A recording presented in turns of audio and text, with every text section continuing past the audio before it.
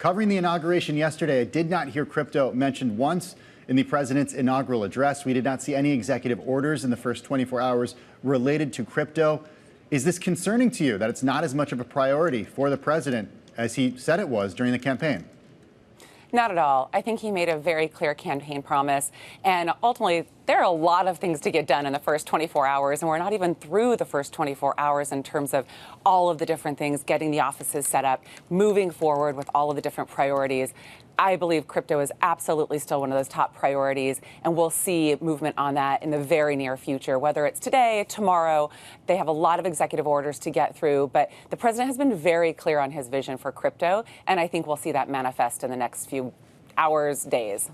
Kara, I'm also curious about the Trump token that was launched over the last couple of days because the volume was staggering, and you did see the market value reach to be as much as a fourth of the value of the BlackRock spot Bitcoin ETF. So just a tremendous size here. When you're making decisions about how to list tokens, is there going to be a big difference moving forward now that the rules might also change along with it? And when you see volumes of that size, does Coinbase move to consider listing it more quickly? Yeah, I think what we've really tried to do is stay token agnostic. We have a very clear listing process that we adhere to for every asset when it comes onto the potential platform, and that includes security, compliance, the legal parameters. So we're very careful in how we analyze those different types of assets. We did list the asset on Saturday, and we have seen volumes. We're the most trusted platform, and so we have gone through that process.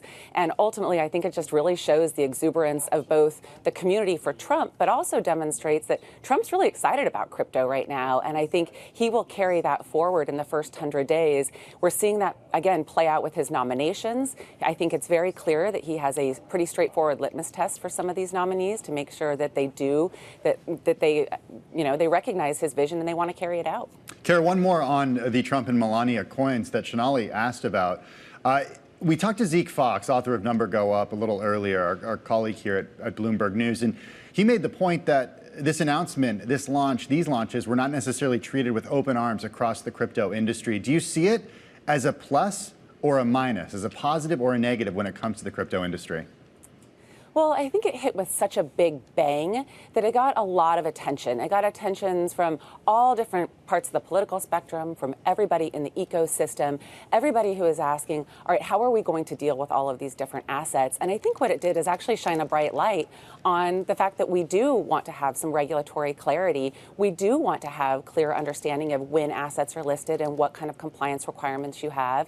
So I think that what it did for us, certainly with Coinbase, and for I think many in the industry, is underscore the need to work with Congress on a bipartisan basis, work with the regulators as they're coming into office to really make sure that we, really on behalf of customers and investors worldwide, they know what they're getting. They know what to expect. They know the rules of the road. Kara, as the largest U.S. exchange, what are you watching for? Because anybody who's watching the crypto universe here, there's a lot to really unravel with this new administration, as well as the new picks that they put at the heads of major regulatory bodies. So if you had to narrow it down to one thing, what would it be for you?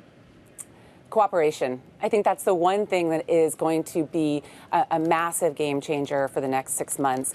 We have regulators now. Then that includes the CFTC, the SEC. Don't forget the prudential regulators. That's going to be a major part when we think about how do we unwind some of the really disastrous policies that have been put in place that have actually debanked many parts of this industry. And so I think that cooperation that will happen on the regulatory side, along with the legislators. You've got a great foundation in the House with the bill that passed last year. I think we have seen that will likely evolve in some way. But now you have the Senate also working together and in tandem with the House, with the regulators. I think the cooperation is going to be the single biggest game changer that will move the ball forward in the next 100 days. And I think I'm very bullish that we'll see legislation in the next 6 months and passed into law and signed to the president's desk. I think it's very fair to say that there are many out there who argue, too, that there needs to be consumer protections in place within the industry. What consumer protections would you want to see?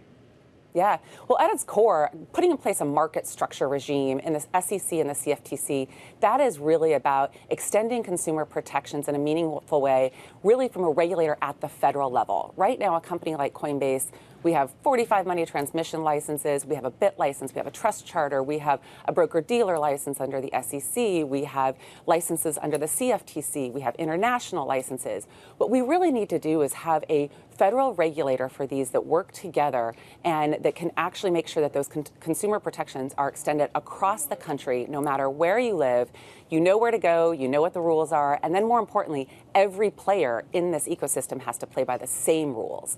That, I think, is core to any kind of investor or consumer protections going forward.